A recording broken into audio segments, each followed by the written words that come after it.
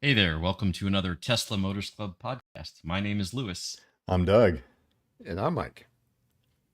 In today's episode, we'll cover a number of topics such as the cyber taxi reveal was delayed. Elon gives us some insight into XAI versus Tesla AI, and FSD 12.5 starts going wide to normal people, but not me, unfortunately. All that and more in episode 66 starts now.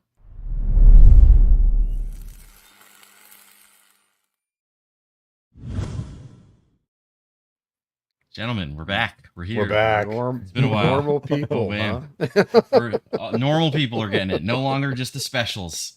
I am so unspecial. I don't have it yet, even though there are other non-specials that do. So Oh yeah, yeah. So it's been a little while. Been a while. I've been out of town myself. Brother. Traveling the globe. Yeah, yeah. Um, yeah. I had a friend's wedding to go to in Sweden, and I went there with some friends, and so I was in Sweden and for about a week, and then Denmark for about a week with some friends, and then I went to the Netherlands and visited DPilo on. He used to be one of our moderators on TMC. He's from the UK, and he works for the European Space Agency. So he's an interesting guy. Nice. And so I was in the Netherlands for about a week, and then I stopped in Iceland for 3 days, and and now I'm back. But I'm so discombobulated. It wasn't even just the different time zones. It's also up north, and it's summertime, close to the solstice. The days are so long. The sun doesn't set till like 11 p.m. and then it's still light out like pretty much all night, and so it's a very discombobulating. The last time I was that north, I was in Denmark in winter, and so it was just dark and Permanent bleak night, everywhere. yeah. It's just like there was no light. Oh man, it was so cold. So at least you went at a better time of year where it wasn't miserably cold. Oh yeah, I mean, it occasionally rained, but the weather was actually quite nice. And actually nowadays you hear about people doing coolcations or whatever, basically, going to a place like Scandinavia during the summertime when in Maryland it was like Freezing. Yeah.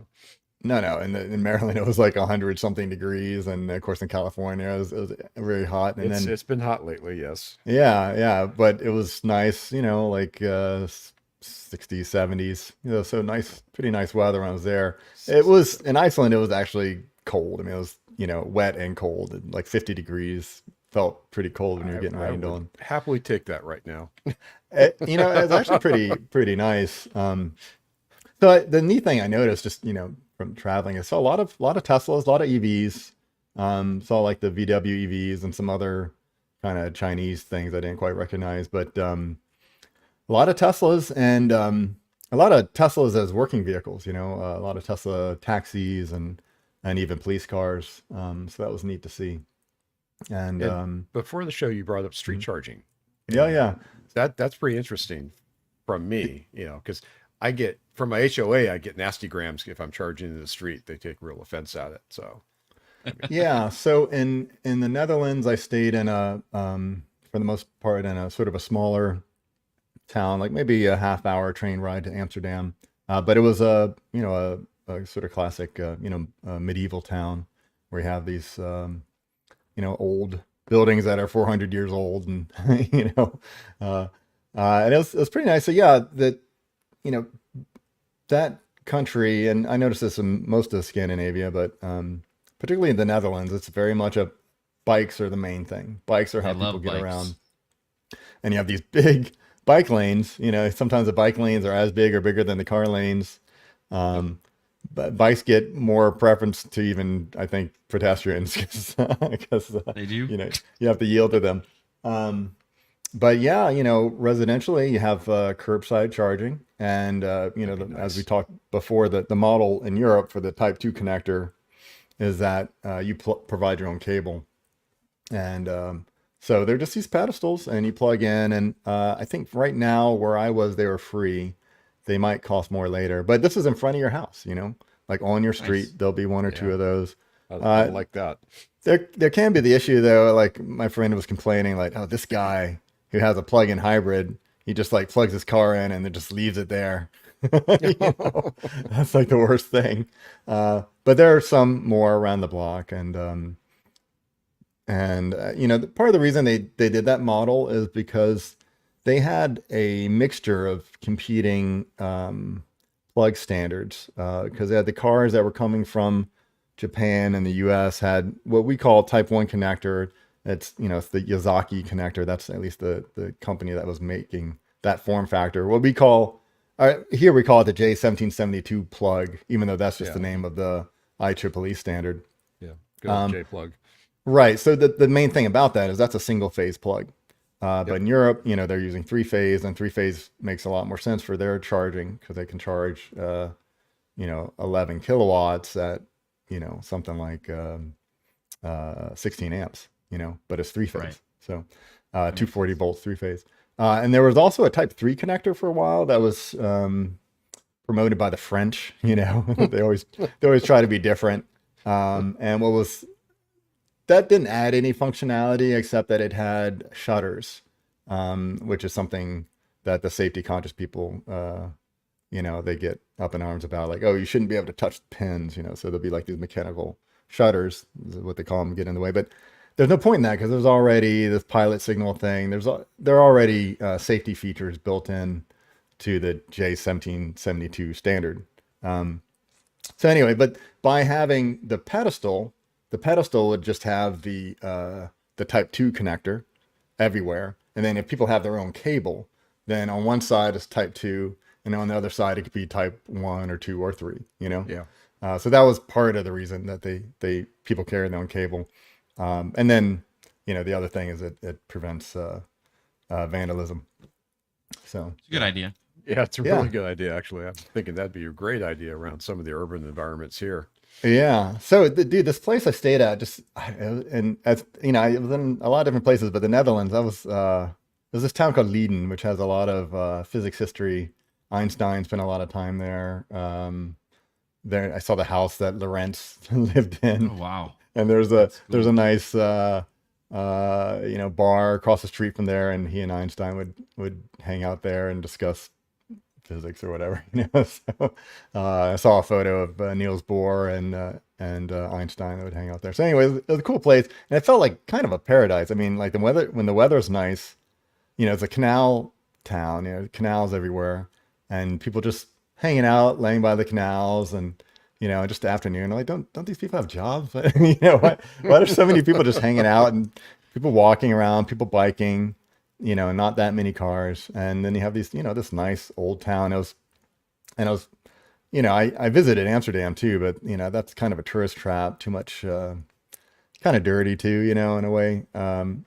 Whereas this town was just pretty nice. Yeah, bikes and EVs and green grass, and it was, and the temperature wasn't too hot, you know, it was pretty perfect. So I had a nice time there. And then, you know, I went to Iceland before I left, and you know, one of the neat things about Iceland, it's right on the split between two tectonic plates, right? It's the North American plate and the Eurasian plate that are separating there. You know, I mean, there are other places like in California where the plates are going into each other and then you know, going underneath each other. Here it's separating, so you get, you know, magma coming out, and you know, the whole country is increasing at the rate of about an inch a year, I guess. But they have all this geothermal energy. So EVs are popular there because electricity is dirt cheap because they have all that geothermal. And they have the nice hot springs. And what was interesting to me, I stayed at this Airbnb there. And I was just on my own. And while it was nice, I started washing my hands. I'm like, what's that smell? You know, and it smelled like eggs, you know, kind of egg smell. Sulfur. Yeah, and sometimes you get that if you have an electric water heater. There's a magnesium sacrificial anode in there, and when that starts to go bad, your water can start to smell like eggs, you know. And then, so I was wondering if that was the issue. But then I realized, especially after doing a nice big tour around, like at some geysers and stuff, you would just smell that same smell. Like, oh, yeah, of course, it's the hot springs. And I found out, you know, part of their power system, they distribute, at least in Reykjavik, they distribute hot water as a utility, you know. So it's just, you know, you think about, you get your water, but then you heat it and then you use it. No, they're just giving you hot water year round. So you have two services. So you have the cold water, which is this amazingly great glacier melt, you know. So it's very clean, no chlorine in it, just tastes great. You get it straight from the tap, and it's super cold from the tap, you know. And then you have this hot water that you know, kind of smells a bit like eggs, you know, has that sulfur smell, and it's really soft too.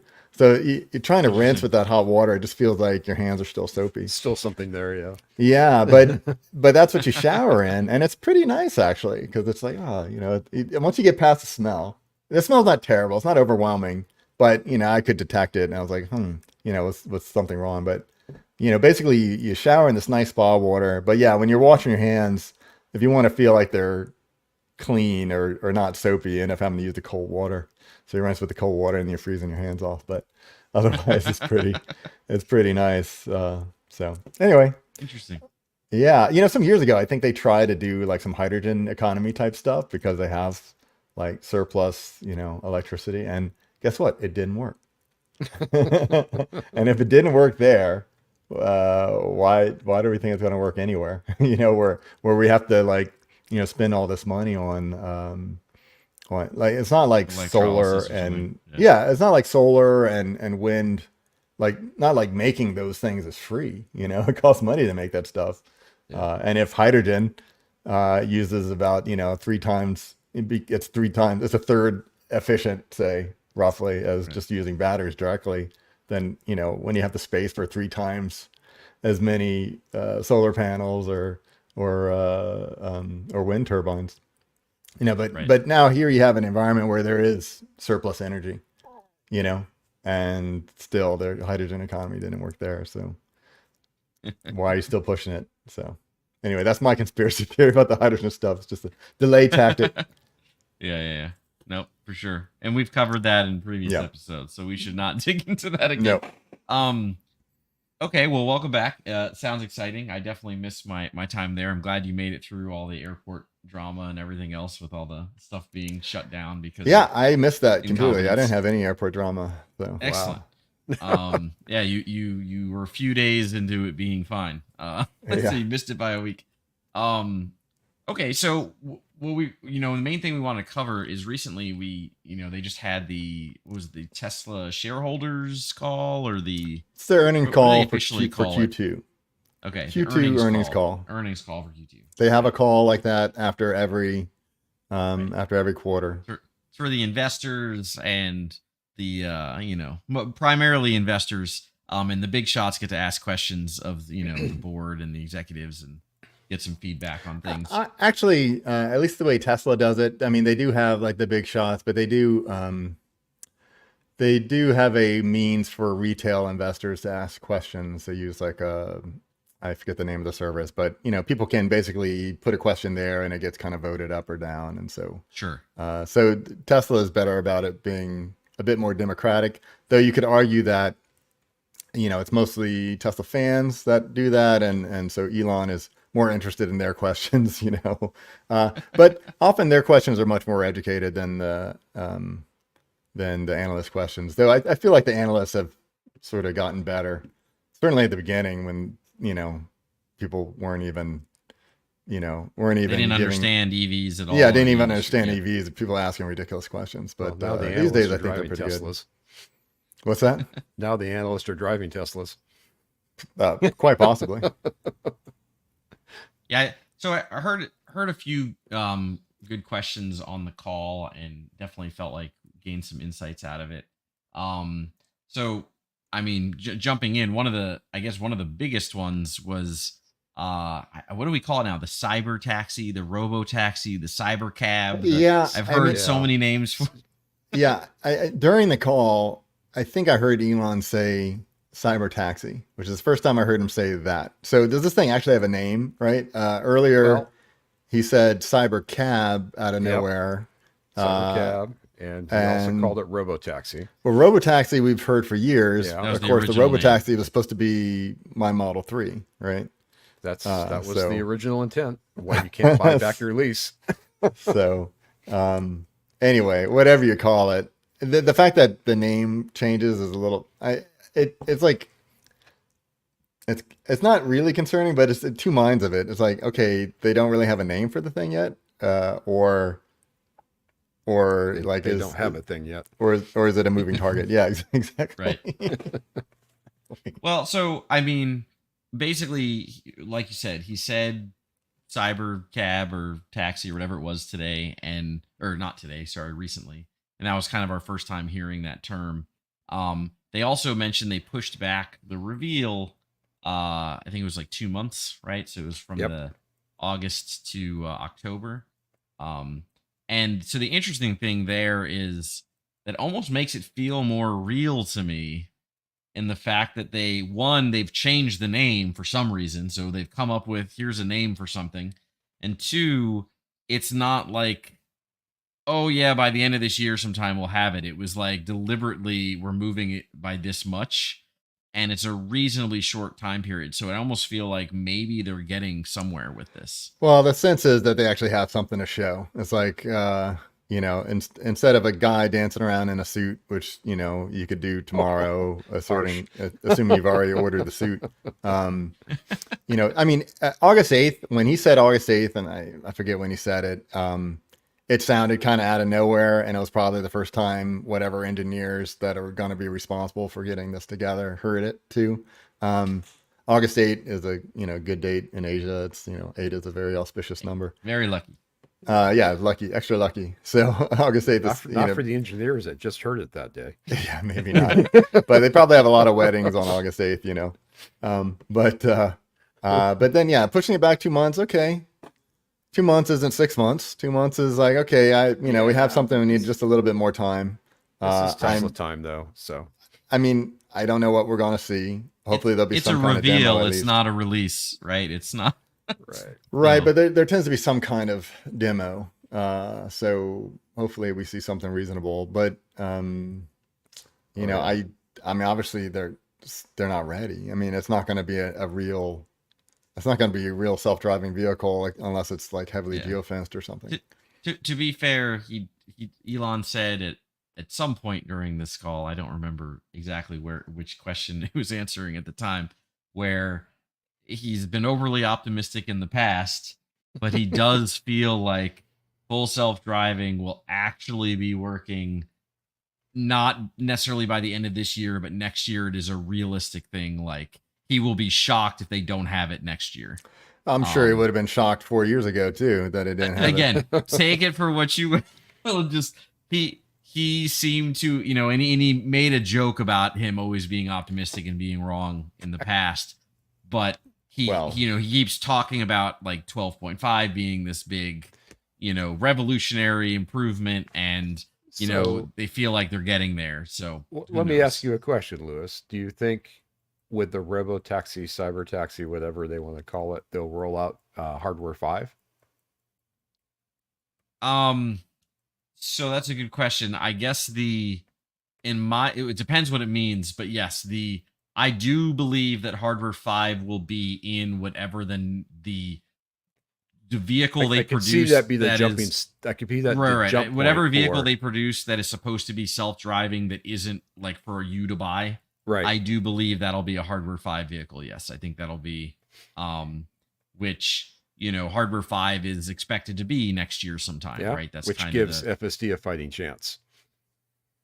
yeah. Well, I mean, we already had this discussion a bit in the previous episode, right? Because of the timing, we were talking about the coincidental timing of what he thought hardware 5 would come out, and when we might get a cyber cab or whatever you're going to call it. So I think that was our conclusion already, right? Yeah, I'm still standing by the level 5 is still Level got- 5. Level 5 or hardware 5? sorry, level 5. We're Level still 5. like 6 years out at least, or something like that, right? Like, I think that was my original, like, we won't actually have fully self-driving anywhere kind of vehicles Well, I mean, the other thing that till the end of the decade. right. I mean, the other thing that he reiterated in this call, which is he said before, is basically, I mean, it sounds like, basically staking the whole company on this, right? And if you don't believe Tesla's going to achieve autonomy, you shouldn't be an investor. You shouldn't be part of our club if you don't He did believe in say us that. that much. And that's, I mean, I guess the reality of that argument is that, yes, if you really do have it, then, potentially the whole business model changes and you're a super Uber, an Uber, if you will. Rather than simply, and you're selling a service instead of a car, basically what we said before. But the thing is, right now you're a car company, okay? and I would like them to concentrate a little more on being a car company. I mean, you can do both. You have enough cash to do both. But maybe keep the eye on the ball a little bit more and consider customers. What customers actually want. Obviously you want lower prices. The Cybertruck is interesting as a kind of a halo vehicle, but that's not what the majority of people want. It's not your bread and butter. Right. And even in the existing lineup, which is a great lineup, having 3YSX, those are a good core type vehicles hitting different segments of the market, but they need to be, regularly refreshed. And they do get, minor changes and updates over time, but they should be, there should be some kind of refresh every couple of years, Right. and it shouldn't just be getting rid of things that people want, right? Like there really should be Stocks. yeah, people want their stocks. And I should mention there is a thread on TMC by, let's see, what's this guy's name?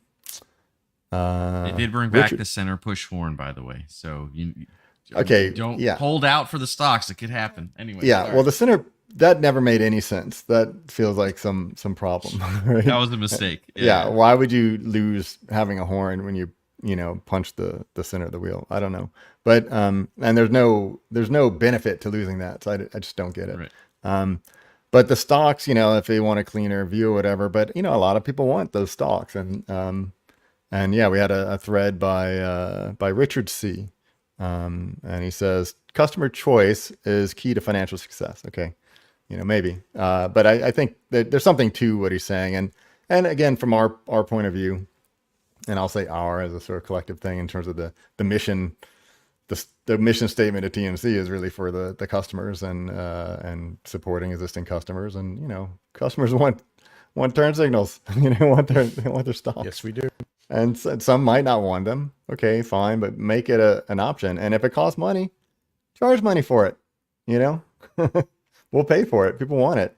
I mean, and if you go through his thread, he's also talks about ultrasonic sensors. Some people want those things too.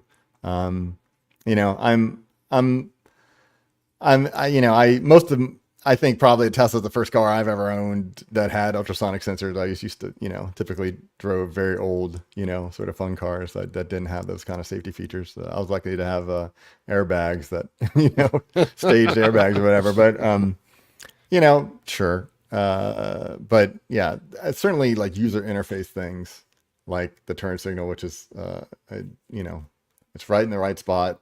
It just doesn't make sense to get rid of it. And I don't think you're saving anything by getting rid of it. And you are, that he points out, potentially losing a good number of sales by not having it. Sure. Yeah. I mean, Mike, you had some comment on that, like your wife won't drive the Highland. She absolutely refused to even get in the Highland. Won't have anything to do with it. And one of the reasons we bought the Y right now is this the last gen that we think will have stocks. Mm-hmm. The new Juniper refresh supposedly won't have them. Yeah. So she's just not into it. and nor am I. I mean, honestly speaking, I want my stocks. Yeah. I mean, I tend to think I could get used to it, but it's not something I'm used to it. Yeah. I mean, honestly, I'm used to it, but the interface is not as convenient, like with turn signals, again, especially in roundabouts and stuff. But I mean, it is what it is. And so your solution is just not to signal, or what?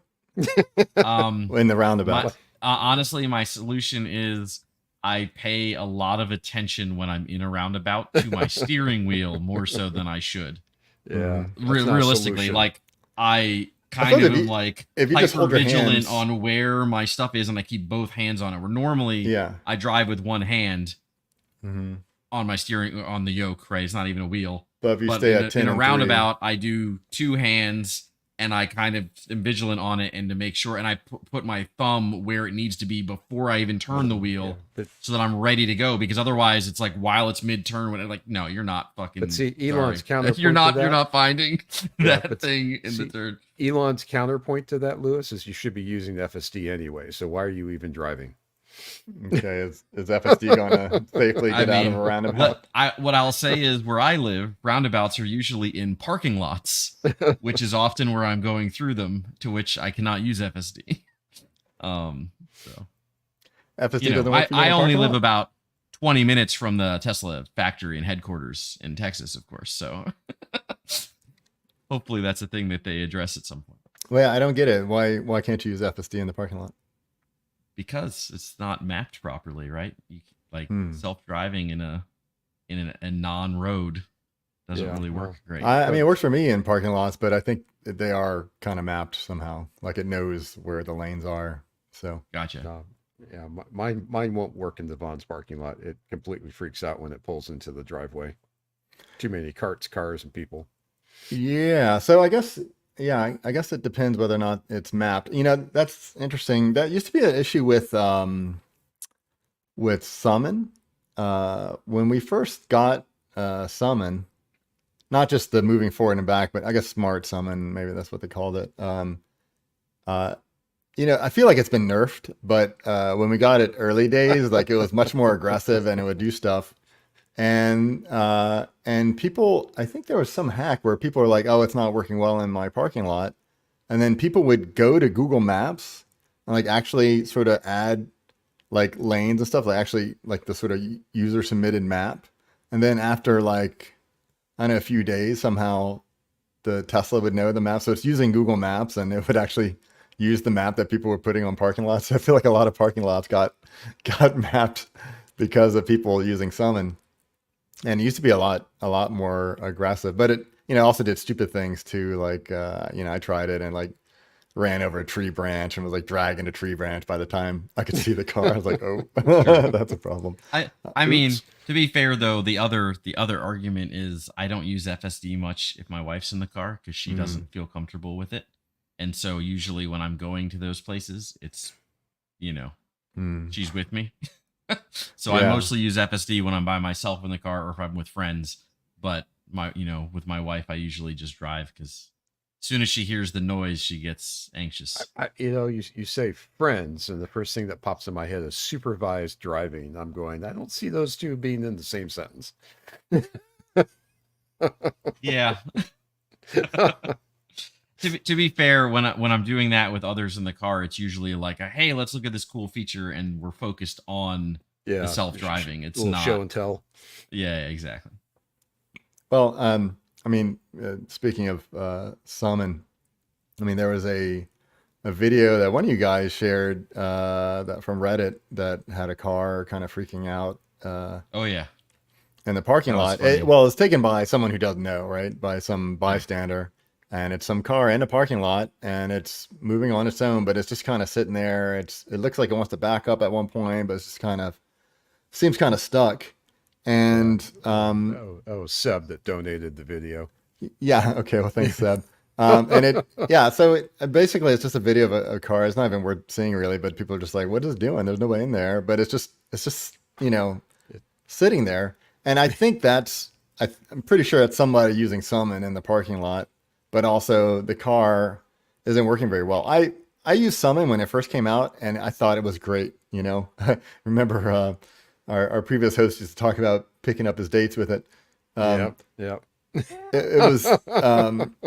It was good when it first came out, It's a and good it'd party be trick, raining, yeah. and it would come pick me up. Every time I've tried to use it since, actually for a while, it didn't work at all. There was some. Tesla said it was some known software, some known firmware issue. And I'm like, well, yeah, aren't I paying for this feature? And they didn't do anything to fix it for me. But after some software updates, eventually it started working again. But I only say working in quotes because it's just not great anymore. Like I'll find it will just quit, or it is too slow to get started. And then, like I'll be walking towards it and summoning it. And by the time I get there, it's, pretty much still in the spot and it's just pulled out a little bit. And I was like, okay, what was the point? you know, but it used to be really useful, especially if it was raining, or especially you go to like someplace like Home Depot. For some reason, the entrance is always like 100 yards from the exit. So you park near the entrance and then you come out and you got your walk stuff. all the way back. Yeah. Yeah, and it might be raining, so it'd be nice. Oh, summon the car, and I did that back in 2022, I think, 21, with no problem, and it would just come to where I was. But now it's just way too hesitant, and it just ends up quitting, and it quits like, okay, but now you're blocking traffic in the parking lot, so it's I gave up on Smart Summon when I couldn't get it to work in our work parking lot. The concrete that the structure's made out of apparently blocks the cellular signal. Hmm. And the Yeah. car would either not respond at all, or it would respond like it'd roll like a foot and then say, oh, I'm done. I can't go any further. Well, yeah. I mean, when I first started using it, it was great. It was really impressive. Like I'd have it parked in some other part of the parking lot. It would come up. I'll be sitting there talking to somebody and just keep talking to them, and then the car pulls up, and it seemed like Mr. Cool, because it used to just come to you. You could just say come to me, and it would find its way to you. But now you have to like put a spot on the map for it to go to. Okay, Yeah. it's nice to have that option too. But the come to me was faster, and it's just nowadays I just don't find it usable. So I don't know what happened. Maybe too many accidents or rolling over curbs or something, and they just sort of nerfed it to make it safer, but it's basically not usable now. So we're still waiting for that promise, right? The summon, also what they called reverse summon, which is basically you getting out of the car and it go parking itself somewhere. That would be nice. That would be nice. Yes. Yeah. I So agree. when is that happening? Because I paid for it. Yeah. Well, good luck. If we, I guess we should move on to some of the other insights and things that we got out of the earnings call.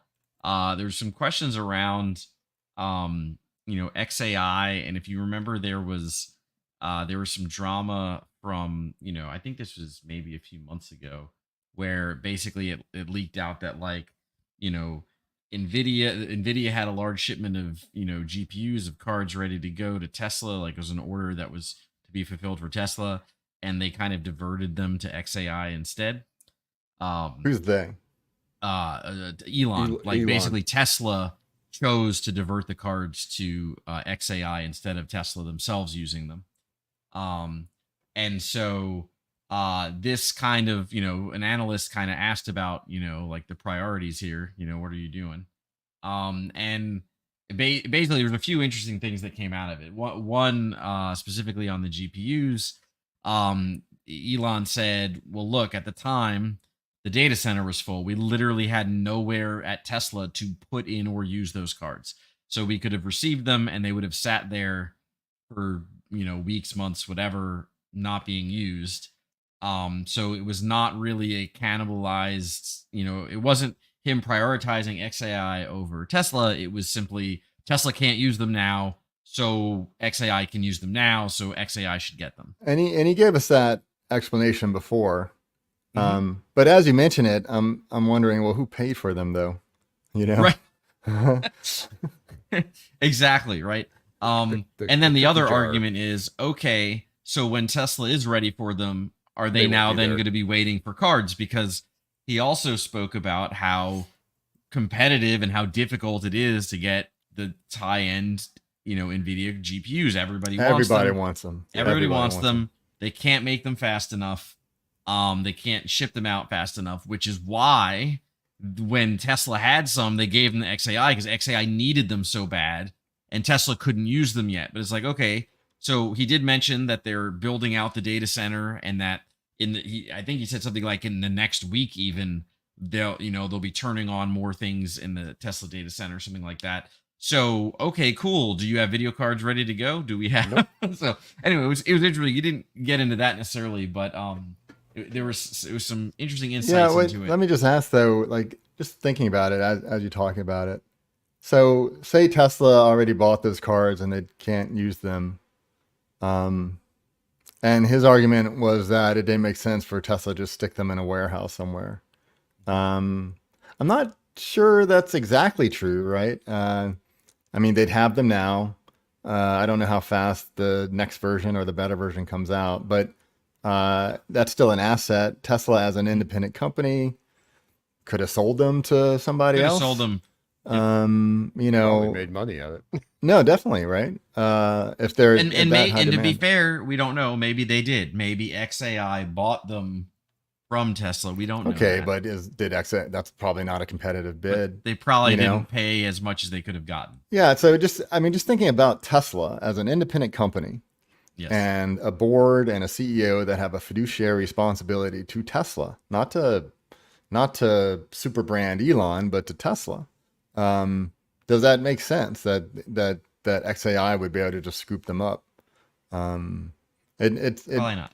it's just feeling like, in some ways Tesla, and I mean, I guess that's what we're getting to as we continue to talk about this topic, is competing a bit with XAI. And I think if you should be acting within Tesla's best interest, right? Right. So I don't see how that's And Tesla's best interest. and yeah, it's definitely, it's hard to know, right? We don't know the details. We just hear what the media leaks or what gets leaked out to the media, and then what Elon, how he Well, I mean, responded he to it. gave us the explanation, so it happened. It's not like he Yeah, did we not. know it happened. He gave us an explanation. Mhm. The now the interesting thing is, he did start, Elon did start talking about XAI researchers and the folks working there in Tesla, and basically made a fairly compelling case of, look, Tesla is my priority. He tried to hire these folks for Tesla. He tried to get those the machine learning researchers.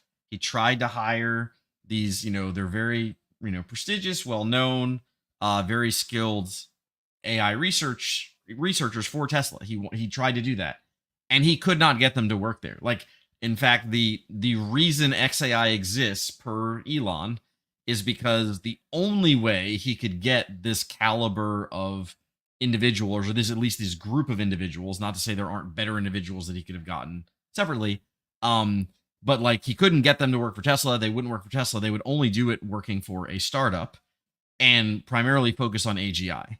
And so, again, how Elon talked about it and the way that he expressed it, what I kind of gleaned from it is two primary factors. One, Tesla is a big company, right? And their valuation is, they're one of the largest in the world, right? They're a big company.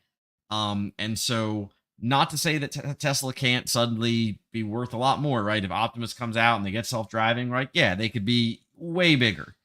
However, if you have a company that's worth, $100, it's a lot easier to become worth 1,000 times more than that than it is if you're already worth many billions of dollars or hundreds of billions of dollars to be worth 1,000 times more than that. So as an engineer, right, I work in industry, not in auto, but in tech. When I work for startups, a big part of that potential pay package is I can make millions of dollars if I work at a smaller company that then does well and grows, versus working at a big company that the rate of growth is limited. The flip side is big companies technically generally can pay more. It just depends, right?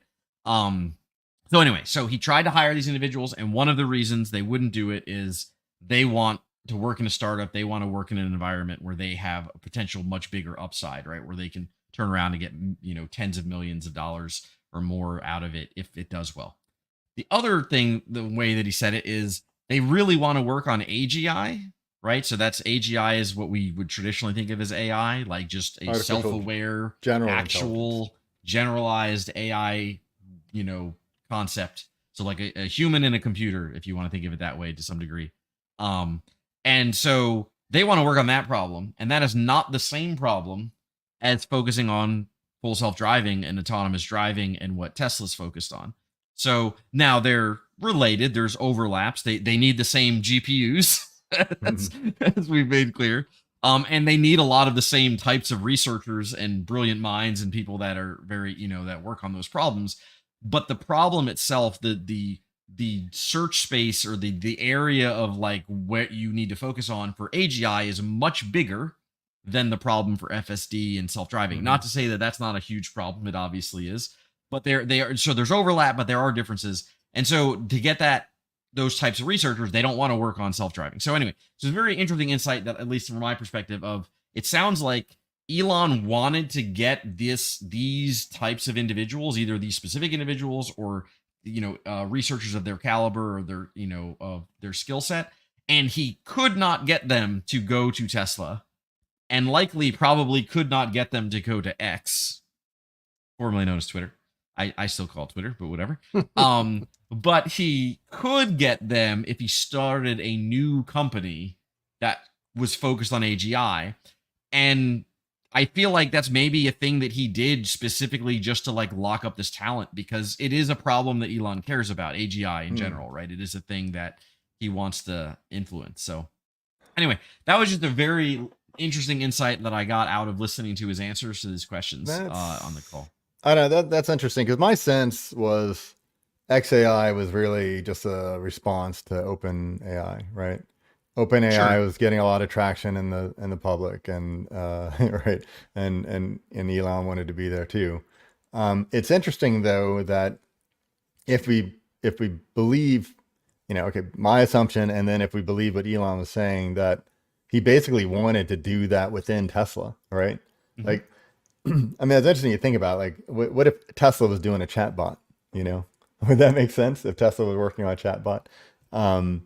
I suppose if you said, For oh, well, Optimus. this is, yeah, I was going to say, it could be part of what we're using for Optimus, or maybe, Tesla would have its own kind of Siri type thing, where you could talk to Tesla and, drive me here, or drive me to this place, whatever. I would like, like the navigation to be a little bit smarter in terms of when I'm trying to find something, because often I'll put in, go to Safeway, and then the Safeway it gives me is like 20 miles away instead of prioritizing the one that's right next to me, So yeah, that's interesting. But the other thing about it though, and with the, talking about the NVIDIA GPUs also, I mean, we know that everybody is in this space, right? I mean, all major companies, Apple, Microsoft, of course, Facebook, Meta, and they're all having to buy NVIDIA's GPUs, right? And so obviously they're all going to want to make their own, right? Because they don't want to be a slave to NVIDIA. NVIDIA obviously is doing gangbusters right now, right? And, of course, Tesla was working on their own chip with Dojo. And as we heard in the there's a end of year earnings call is where we first sort of heard it back in, like, either January or December. I guess it was the fourth quarter earnings call for the previous year, for 2023. The basic sense we got is that Dojo wasn't working as well as hoped, and that, actually we do need to get those NVIDIA cards. And I wonder then, gee, how far ahead is NVIDIA, right? Because they got all the money right now because they're doing so well. And so you would think, and this is their bread and butter now, is making these GPUs for this application. So that they're got to be putting tons of resources and making the better ones, and continuing to be better and better and better, right? And Tesla is coming. Tesla has designed their own chips before, but they're not NVIDIA, right? They're not as focused in this as NVIDIA is. So they're trying to make their own thing, Dojo, and that makes sense. And the Tesla bulls are like, okay, well, yeah, Dojo. Then Dojo could, then Tesla could sell Dojo to, whatever, Meta, or they wouldn't, but, unless they got the cage match out of the way or whatever. But, the idea that, then Tesla can be a major competitor to NVIDIA. But I don't know. I think NVIDIA is probably so far ahead. Can you give me some insight there? So to be fair, so I agree with you. I thought it was very interesting. I learned a lot about, where they're feeling they are with Dojo right now. But first, I'll preface and say Tesla's not alone in trying to do this. So obviously NVIDIA is the market leader, and they've been the market leader for GPUs for many years, despite my AMD family. I used to work at, I worked at Global Foundries, used to make AMD stuff. AMD bought ATI. The big two companies were ATI and NVIDIA, and then it was Right. AMD and NVIDIA. But NVIDIA Microsoft has been the leader for GPUs for a long for a time. while, yeah. But obviously Yeah, for a Microsoft has long got to time. be trying to make their own at this point, right? But Google And has Google, their yeah. own, right? It's called Mhm. TPUs. Yep. Apple has their own built off of ARM, so they basically have Apple Silicon. It's not exactly GPU, but there is a lot of GPU stuff in there. Intel's been working on it too, right? They're coming it from the CPU side, but they're essentially building GPUs in their chips. So it's not like, oh, it's just Tesla trying to reinvent or come up with this new thing. And there's a lot of other companies too. I'm just naming a few of the big ones. So Right. what Tesla's trying to do isn't inherently wrong, but the challenge is, like you said, NVIDIA has the money and the expertise at a scale that nobody else does.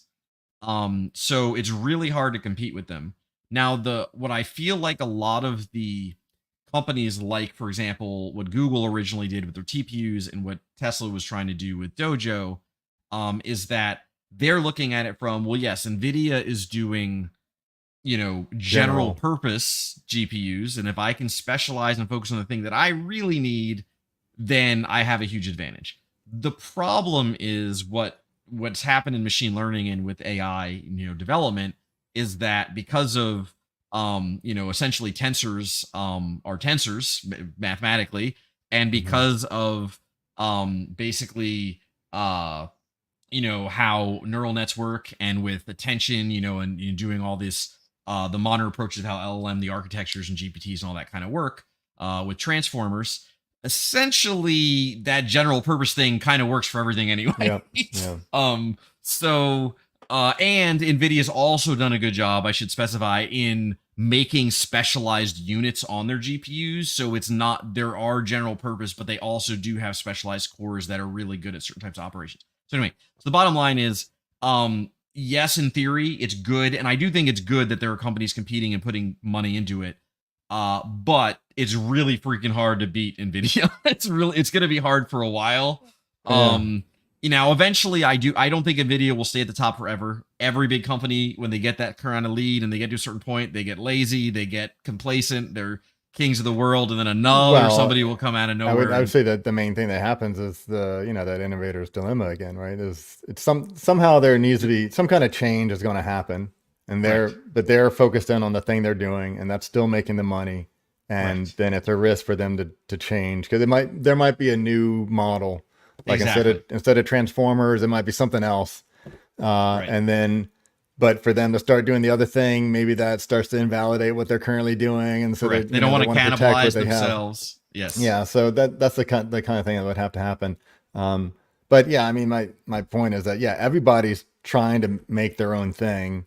And somehow NVIDIA is just, they're kings of the world. Yeah, they're the king of the world. Yeah. So, and Tesla, Tesla is Tesla. They're not Intel, but they're trying to do a lot of things. And so the interesting thing out of the call in his comments was that, Elon is very optimistic, generally speaking, and he's also very pro Tesla and what they're capable of doing. Obviously, he's their CEO, he wants them to do well, so he's generally going to spin them in the most positive light you can whenever a situation comes up. So it's very shocking to me for him to basically come out and say, yeah, NVIDIA is really impressive. It's really hard, like their high-end chips are really good. And so, like, basically pointed out that, like, the Tesla's chips are not competing with NVIDIA's chips. Not even close, by the way in which he framed it, and that they almost aren't even sure that they'll be able to, but that they still value Dojo and they still are looking at putting money into it and doubling down on it, purely out of the fact that you can't get enough NVIDIA chips because they're so competitive and everybody wants them. So it's almost like, well, this is these other chips that we can get more easily and use them because we can't get the slightly, the better ones that everybody wants.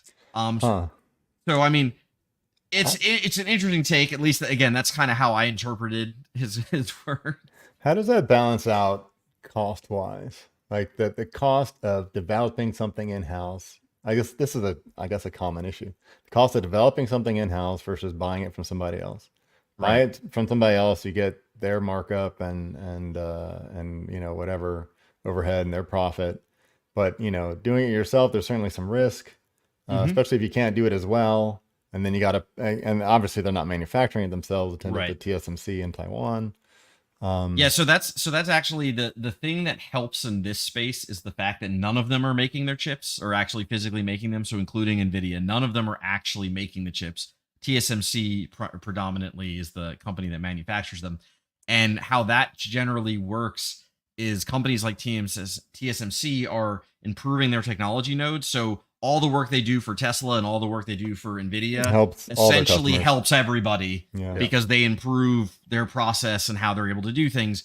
And then what they do is they generally sell their technology nodes to these customers and go, look, I have this much capacity at 2 nanometer, or that I can do this type of gate or whatever. So like anyway, the improvement in the money that goes into Nvidia and Tesla and everybody else is helping everyone. You're right though. There's still overhead. They have their own chip designers. They have their own hardware folks that are coming up with concepts and working on these problems, and then also like building the data center and like all the other, like it's not just a chip, right? It's all the other things involved and all the software that goes into it. So there's definitely a cost for Tesla. I think it's good that they're willing to put research dollars into it, and they're developing things, and it's good that they're improving and they're doubling down. But it's kind of feels like it's a bet that didn't really pay off in the way in which they were hoping, just because of how far ahead Nvidia is for everyone.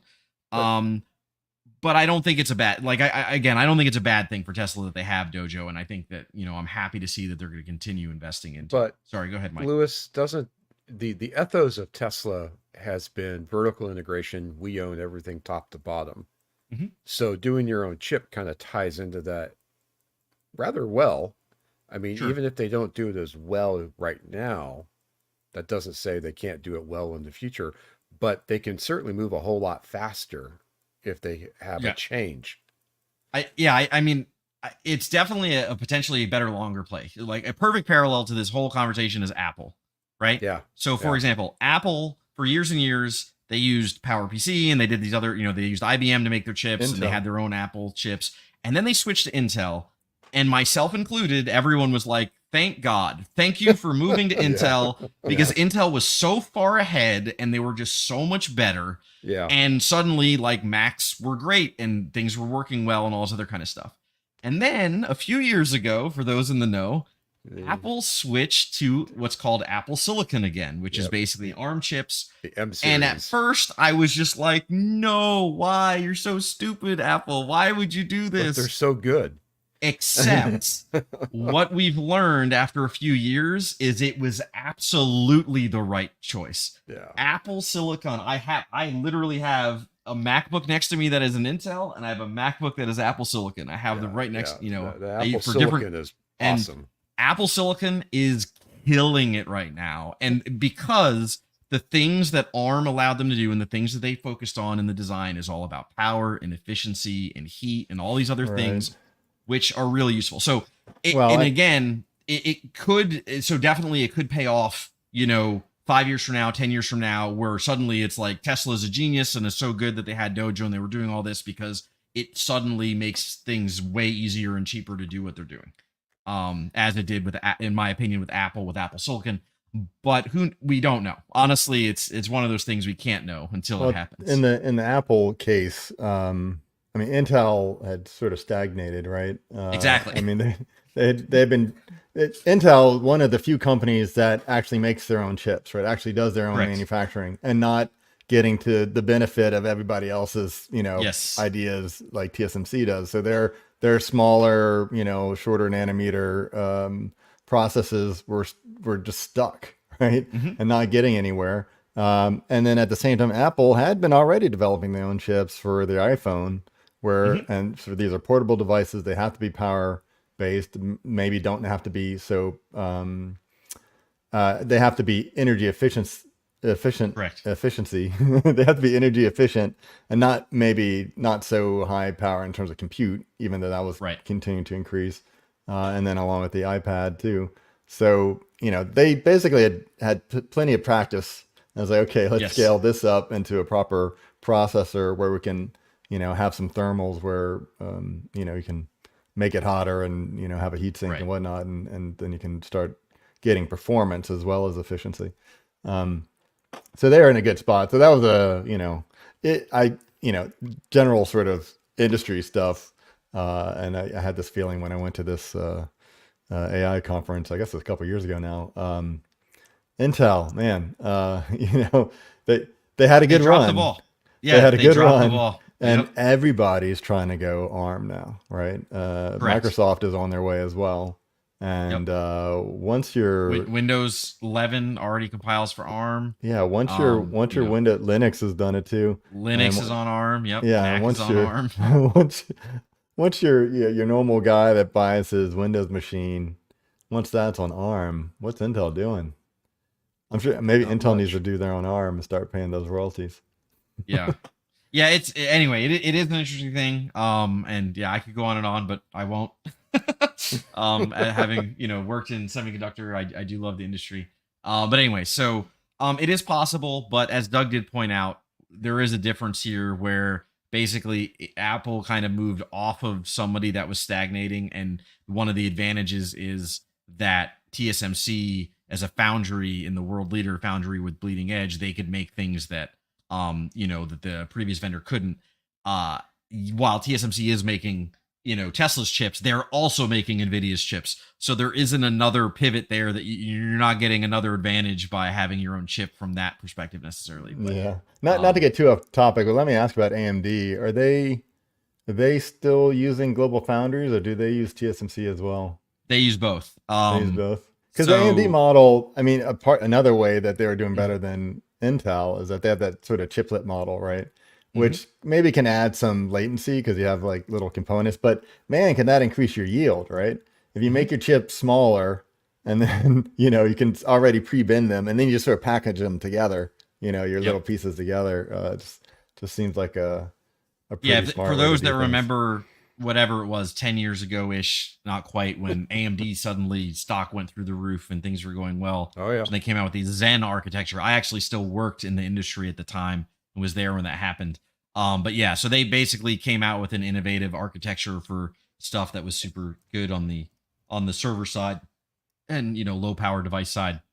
But anyway, so yes. Anyway, it's interesting stuff. But but yeah, we'll see where it goes. So Dojo's not down and out yet, but it definitely it was eye opening to see that Elon acknowledged how critical Nvidia GPUs are in developing AI for both FSD and for AGI, and so both XAI and Tesla need those chips. And it'll be interesting to see how that goes. I will say I was a little surprised because Tesla was talking about, Elon mentioned the data center and all those types of problems. I know they have deals with like Oracle's cloud and like because Larry Ellison was on the board of Tesla at some point, and they have deals there. And I know Oracle has done a lot for buying GPUs, so it's kind of, I'm not sure like which part of it is necessarily Tesla's dedicated data center versus just their cloud provider that they're using. But we'll see. The development is there, the advancement is coming, and related to that, and what we can maybe talk about next is FSD 12.5, which has started to come out for some of the lucky some of you out there that are luckier than me. It will hopefully start leveraging. I think what's interesting about this 12.5 rollout is that it's only gone to people with hardware 4. Yes. Yep. Which I have hardware 3 on my car. Same. And okay, But I'm still waiting. But that makes us kind of sad because does that mean are we already But not Cybertrucks? It was not Cybertruck. It was hinted right at that shareholder meeting, right, the annual shareholder meeting, that okay, that there's a fork coming, And but I thought it would be a while from now, and it's feeling like that fork is a little earlier since these are only rolling out on those hardware 4 cars now. So it starts to make me feel like I'm getting left in the technology dustbin. And I saw some grumbling about it on Twitter. Who is the guy? Chuck, Mr. Left Turn, you know? Hmm. I saw him saying, well, I'm buying a new Tesla. And he bought a new, because I mean, that's like his hobby now. I wonder if he can make any money off of that, because he does have like a YouTube channel, right? And Probably. has, so I don't know what the numbers are, but it might have made sense for him. I'm buying a new Model 3, a Model Y, because those are the first cars that are getting it.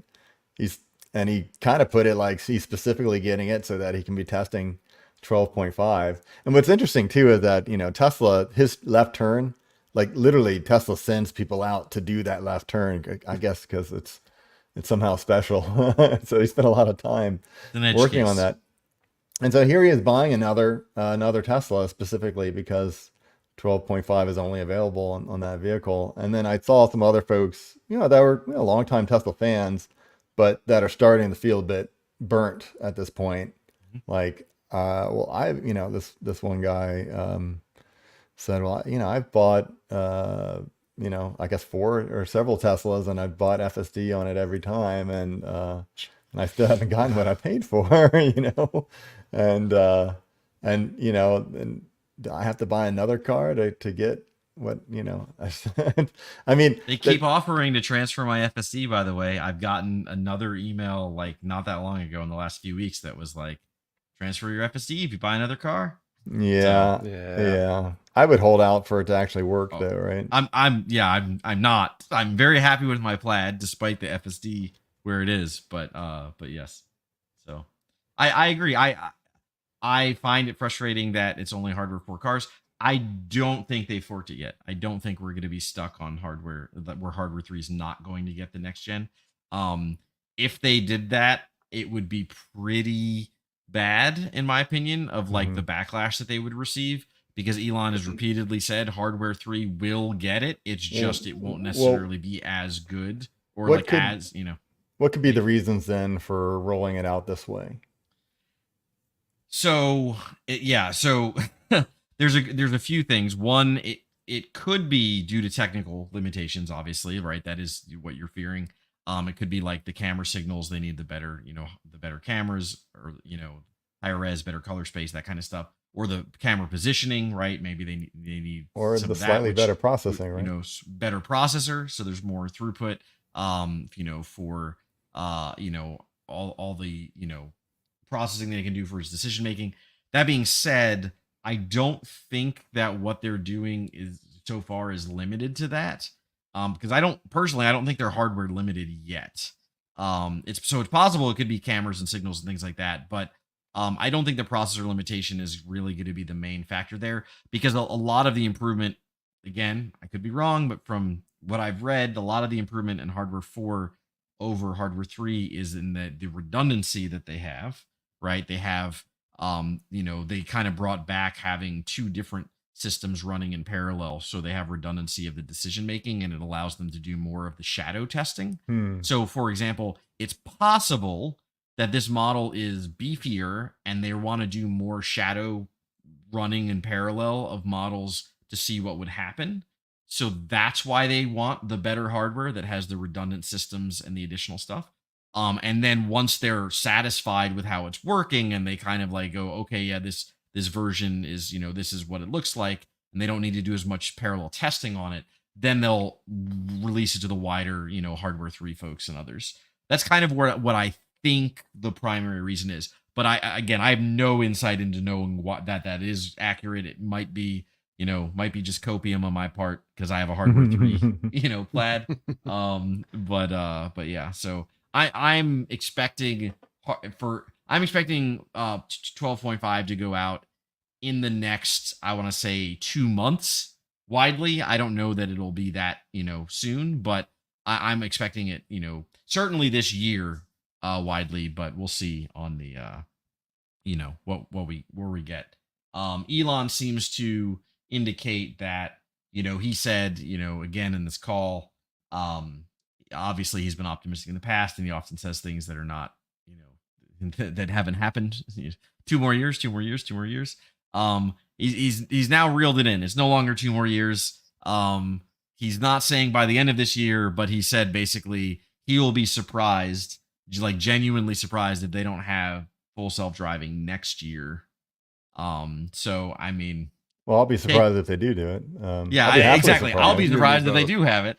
But Well- he seems to indicate that 12.5 is a revolutionary improvement over the others, which he often does. If you read Twitter and Reddit and TMC and all the other places where people post their opinions, basically some people think it's the second coming, and some people think that I shouldn't use that reference. Sorry. And some people think that it's terrible and horrible and it sucks. So as always, who knows? Yeah, it's such a mixed bag in terms of the reactions of people that have used it. It does tend to correlate to how much of a fanboy people are. But I've seen people saying, "Oh, that's really great," but I've heard some people say like even 12.4 was a step back from 12.3. And with 12.5, the kind of quirks that you read about are like when the car is sitting at a red light, it like seems like it's impatient, like it starts inching up, and when the other traffic has stopped moving, it's like it's anticipating the light to change, which is a very human thing to do, but also pretty annoying if you're not the one doing it, Right. So I'd want that dialed out, and perhaps that's something that was trained, showed up in the training, so we'll see. Yeah. I mean, to be fair, like I have 12.4. I think Mike, you said you're on 12.3. I have 12.4. Yeah. I haven't used it enough to have enough of a difference of opinion for 12.3. I use 12.3 more than I've used 12.4. So nothing's jumped out at me of like, oh, this is terrible, or oh, it's way better or way worse. But yeah, so 12.5 though is supposed to be the big deal one. So according to Elon, what I'll say, Lewis, is I just put several hundred miles on 12.3, and highway miles, it's awesome. It's really well behaved highway. In town, it still sucks. Well, you're going to likely be disappointed then, because 12.5, one of the big points that Elon said is that it's finally combining a lot more of the newer model to the highway, and that the highway driving was much older and hasn't been updated in a long time.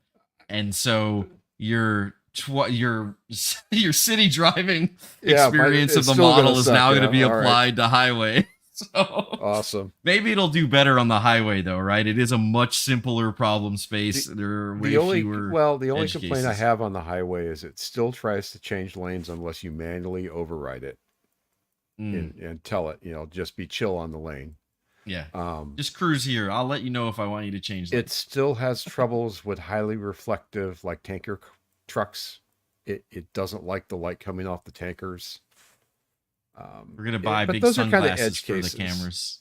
Now, the complaint my wife has when she's been in the car with me is that it wants to shave like 2 or 3 minutes off the trip by taking an off ramp, going down, and getting right back up on the freeway. I see that all the time, man. It offers that all the time. It drives her nuts.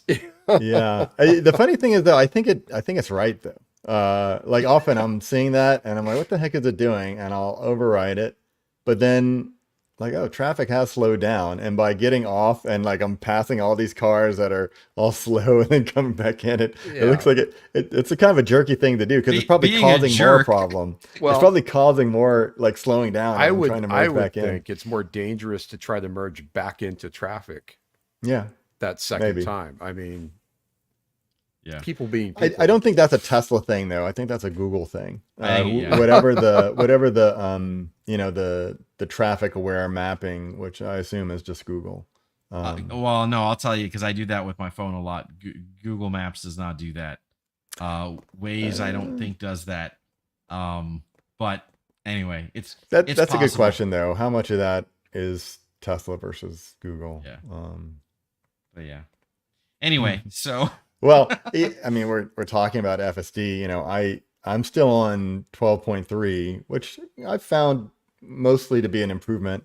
But actually, well, I've been away for almost a month, but then the month prior to that, I basically have had no FSD to use for a key reason. I'm sure I mentioned it in a previous episode, maybe not, but it's been long enough that I've had an issue, and I wonder how common this is with my cabin camera being unreliable. And that's been driving me nuts. Okay. So, and I feel like it's somewhat software related. So a while back, and I'm sure I mentioned this on a previous show, that it basically was 50-50. Like every time I got in my car, whether or not the cabin camera was working. And when the cabin camera doesn't work, No uh, FSD. FSD doesn't work because it wants to know that it can see you, and like if you taped over the We're camera, it watching won't you. let you have FSD, right? Now, I guess the thing with 12.4 was supposed to be that you'd have fewer steering wheel nags, right? Yeah, that's what they say. Yeah. Yeah, and 12.5 even fewer. They said the issue with sunglasses right now. So their claim 12.4 and current 12.5 with sunglasses, it nags you like crazy. Elon claimed they're fixing that like right away. It's going to be resolved very soon, so it'll work even with sunglasses. How they do that with the IR cameras, I have no idea. But anyway, sorry. Well, I mean, it was already doing like where the head is tilted, sort of thing. Right. So maybe they have a better Yeah, model of that right so you now. get your phone. Yeah. Still looking. But Like yeah, the so sock, that was the sock anyway, puppet. I mean, yeah. So sorry. anyway, Oh, now anyway, we've lost him. anyway, the camera thing is driving me nuts because I use FSD quite regularly, and when I don't have it, I have to resort to autopilot and then end up missing turns because I forget that, oh, the car's not It going to won't get initiate off. the turn for me. So it gets pretty annoying. But then I guess there's some software update happened, and okay, then that intermittency went away, and I was able to use it regularly. I was like, okay, great, everything's working fine, right? And then there's whatever software update I got, and then it just stopped working altogether. And every time I got in, it wasn't working. It was so freaking annoying. And I'm out of warranty now. I was like, well, I got to get this fixed because, I want to be able to use FSD, right? Or even though FSD isn't FSD, I like what it is, Right. I like using it over not using it. So I call up, I make the service thing on my phone, and they want $100 to try to remotely diagnose it. And that was somewhat disappointing. Like I was in communication with, a service tech, and they couldn't just look at the logs like, oh, there's so many logs, give me a time when it's not working. I'm like, okay, well, every time I get in the car, okay, I give them a time, and like, okay, thanks. And give me another time. And okay, I give them another time. Okay. And then I had another issue with the charge port not working. It's sort of similar. I feel like both those things broke with the software update. And so then they want like $800 instead of, whatever, 100, $200. I was like, okay, this is starting to be real money. And I'm going away. So I'm okay. Well, look, let's just postpone the service thing. They were going to send out a mobile service to deal with it. I was like, I'm going to be out of town. And the earliest appointment was while I was out of town. So let's push it out. Okay. So I'm leaving. So I packed my car up, I'm parked outside, but I put a cover on it when I'm away. And I turn off Sentry mode because all the cameras are covered anyway. And I have a Ring camera or something outside anyway. And so then as I get ready to leave, I just kind of want to check on the cameras, just sort of see what they see. Mhm. And then all of a sudden the cabin camera is working. I'm like, what the heck? Magic. So the only difference that happened was I turned off Sentry mode, and then Sentry mode had to be momentarily turned back on so that I could see the live camera view from the phone. And that's a feature that you get if you pay for connectivity, the connectivity package. Yep. Dude, all I had to do was turn off and on Sentry mode. Like the 800 service bucks, guy, man. the service guy could have mentioned that. Like, give me some troubleshooting, things. Yeah, they wanted their $800. So anyway, I just tried it. It works. It's, it's quirky. It tried to make an unprotected left turn that wasn't advised and probably would have caused an accident. So I had to step on the brakes. So I did have an intervention, but at least I was able to confirm now that I'm back in town that it is working. So, who knows with the next software update, hopefully it still works. But that I just wonder how common that an issue that is with the cabin camera. Like I feel like in my car, my era of car, that the cabin camera is such a afterthought. Like a good part of the image is blocked by the mirror.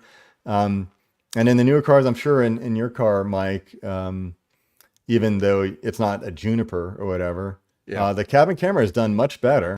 It's nice and it's better color space, obviously, but it also is more of a fisheye. It can actually see the steering wheel, for example. Yes, it can. So, you wouldn't need these, these torque measurements. You could just see if the hand is at the steering wheel and near the steering wheel, and that should be good Doug's enough. driving with his one finger on the bottom. I suppose someone could put a fake plastic hand at the top. You sound like Elon now, Doug. All I need is cameras and I can do everything. Get rid of all other sensors. Well, let's just say, like when it first came out, there was no cabin camera, right? That's right. People like even Lex Friedman would argue that there should have been some sort of driver monitoring back then. But of course, Elon thought, why do you need to monitor the driver? Because the driver won't be driving. It's going to be Elon was living in the future, right? So at least they stuck it in there, but it was, wasn't well executed. Now it's pretty good. And it's just, it could be better, obviously, though, right? It should be infrared, and it should have there should be an IR emitter as well to illuminate you during the nighttime. I saw on TMC, someone was complaining about FSD not working at night because it couldn't see. And, there wasn't enough light in the cabin, so it assumed that the camera was occluded and FSD stopped working for him. What the heck? That's kind of similar to the errors I get because I'm driving in the middle of nowhere and there's nothing to reflect, there's no light, and so it thinks one of the outside cameras is occluded when there's just nothing. It's too dark. To be fair, I would argue that it's certainly at the current era of where the technology is, you probably shouldn't be using it when it's so dark out that the camera is not detecting anything. Right? Like, well, I'm just saying from a safety standpoint. You have headlights. I've concluded it must be one of the side pillars that just can't see anything. And to be fair, you can have a better system that can tell the difference between something blocking the camera and nothing being there. It can have a little illuminator or something, right? It could have you decide you don't need all cameras to do it, right? You only need certain cameras. And often you don't, right? You could just say, okay, don't allow it to change lanes or something if you're that concerned. You can see in front of you, and most of like autopilot is only using the front cameras, right? So. Yeah. And to your point, Doug, I just checked it to make sure that with the cabin camera in the Y, or at least my Y, you can see all the way to the bottom of the steering wheel. I mean, it's a large fisheye. Right. And yeah, with my era, 2018, you can't. And so anyway, it almost looks black and white. It's got such a limited color space somehow. But at least when it's dark. So anyway, whatever. Improvements. It's just kind of sad to be, the feeling of especially when you're out of warranty. But even when I was under warranty, anything autopilot or even, sort of related just felt like like I was, well, that's a known problem, and they weren't that, eager to fix things for me. So. Right. Yeah, it happens. I do like Brandon's comment. Googly eyeglasses, the next FSD cheat device. Yeah, I mean, I don't see how that works. It's going to be a photo of you taped to the camera or something, right? There you go. Well, I think that was one of the things that they were, we talked about that before too, that you could just sort of, tell if it's static image or not, right? As some proof of life, right? That your eyes. Cell phone taped to the front of the thing that's playing a video. Yeah, On we are to that too. But I misread that comment when I first saw it. I thought it said like Google Eye or like like Oh. as if Googly, and googly. or like some sort of Google product, like some evolution of Google Glass. Yeah, Google eyeglasses. You didn't know that I knew what a googly was. No, I sorry. thought he said I thought he meant Google Glass. Like I don't know. Yeah, Yeah, stop googly on your head. eyeglasses. All right. Well, Yeah. at least I'm glad to hear your FSD is working. Hopefully, we all get FSD 12.5 soon. Mhm. But more than likely, Mike will get it before any of us, and then he'll tell us that it sucks, and then we'll all be sad, and then we'll get it, and we'll be like, "Hey, this isn't that bad, Mike. What were you Right, talking right. about?" No, I'm just. Cool. Well, that's our show. Thank you for hanging with us. Episode 66. I know we had a long break before this one. We will hopefully not have as long of a break for the next one. As always, we thank you for your support and your comments and your likes and your dislikes and all the things you send our way. Check out teslamotorsclub.com, become a supporting member, post things, interact with other users in the community. That's it for us. We'll see you next time. Laters. Peace.